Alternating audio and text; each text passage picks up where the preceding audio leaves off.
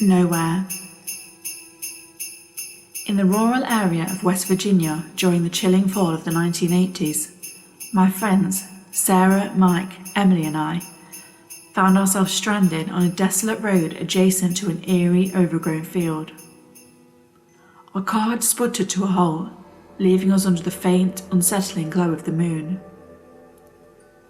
"We're in the middle of nowhere," Sarah muttered, her hand trembling as she lit a cigarette. Trying to ease the tension, I reassured everyone. "The nearest town can't be too far. We can walk it." We gathered our belongings and set off, the wind carrying the ominous rustle of the shriveled corn stalks in the fields, casting an eerie spell over the air. In the distance, we spied an abandoned farmhouse. Its windows were shrouded in darkness, the door barely clinging to its frame. Hoping for help or shelter, we cautiously made our way towards it.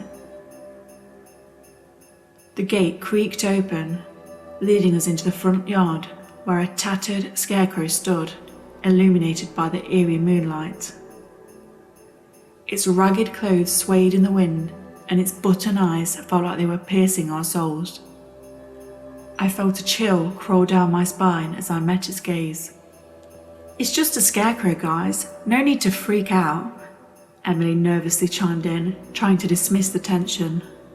As we turned to leave, an unsettling, high-pitched, childlike laughter echoed from the dark fields behind us. Fear washed over us, our hearts racing. Mike's voice quivered. "Did you hear that? Something's not right here." Before we could react, the scarecrow seemed to shift position, now facing us, instilling a paralyzing sense of horror. Sarah gasped, dropping her cigarette as the scarecrow began to move slowly towards us.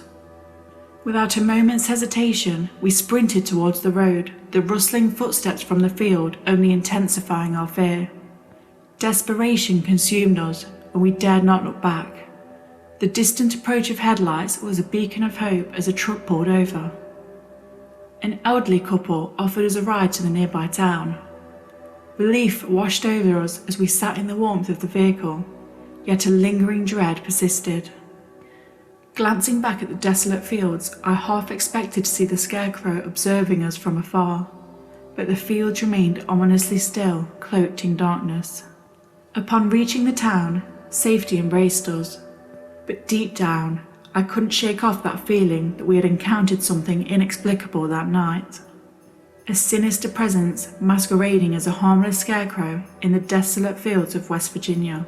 It's an eerie tale that still haunts me, making my skin crawl every time I see a solitary scarecrow standing in a field. Thank you for listening today. Stay safe out there. Join us In the next video. and don't get too spooked.